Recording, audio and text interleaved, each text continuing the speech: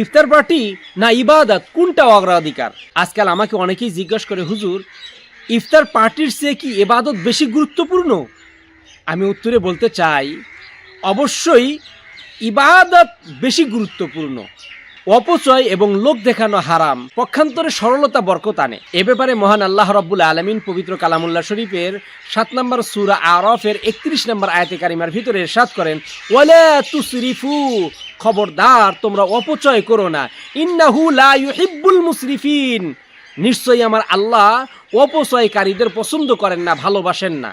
অপরদিকে মহান আল্লাহ রাব্বুল আলামিন আরো কঠোরভাবে নির্দেশনা দিয়েছেন, ইন্নাল মুবাযযিরিনা কানু ইখওয়ানা শায়াতিন, যারা অপচয় করে তারা তো শয়তানের ভাই। আমরা এত ইবাদত করার পরে ইফতার পার্টি সব মনে করে বেশি আইটেম রেডি করার পরে এটা অনেকেই আবার অপচয় করে নষ্ট করে ফেলে, খাবার নষ্ট হয়ে যায়।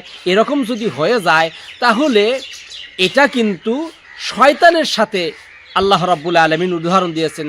আপনারা হয়তো অনেকেই মনে করবেন, রাসূলুল্লাহ সাল্লাল্লাহু আলাইহি সাল্লামের তো হাদিস, মান ফাত্তারা সাইমান কানা লাহু মিসলু আজরিহি, যে ব্যক্তি কাউকে ইফতার করায় সে ওই রোজাদারের সমপরিমাণ সওয়াব পায়। সুনানু আত-তিরমিজি হাদিস নাম্বার 807।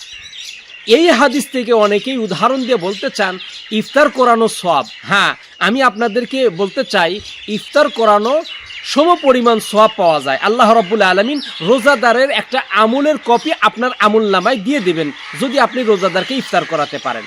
তবে এই ইফতার করানো কতটুকু?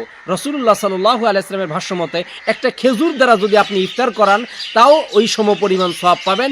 যদি খেজুর সম্ভব নাও হয়, এক গ্লাস পানি দিয়েও যদি কাউকে ইফতার করান তাহলে সমপরিমাণ সওয়াব হবে। আর আমরা আজকাল ইফতার পার্টির নামে যে অপচয়গুলো করতেছি, লোক দেখানো অনেক আইটেম তৈরি করতেছি, এগুলো পরে অপচয় হচ্ছে, নষ্ট হয়ে যাচ্ছে। পক্ষান্তরে আমাদের গরিব প্রতিবেশীগুলোর খোঁজখবর নেই না, তারা দুবেলা দুমুঠো আহার্য তাদের ঠিক মতো পায় কিনা এটা আমরা খোঁজখবর নেই না, তার সেহরির ব্যবস্থা আছে কিনা, তার ইফতারের কোনো ব্যবস্থা আছে কিনা এটা কিন্তু খোঁজখবর নিচ্ছি না, এটা অন্যায়। এ ব্যাপারে আপনাদেরকে শিক্ষণীয় যে বিষয়টা তুলে ধরতে চাই, সাদা সিধে ইফতার এবং দান সদকা এগুলো প্রকৃত বরকত আনে। আমার এই ভিডিওগুলো যদি আপনার ভালো লেগে থাকে অবশ্যই একটা লাইক, কমেন্ট, শেয়ার করতে ভুলবেন না।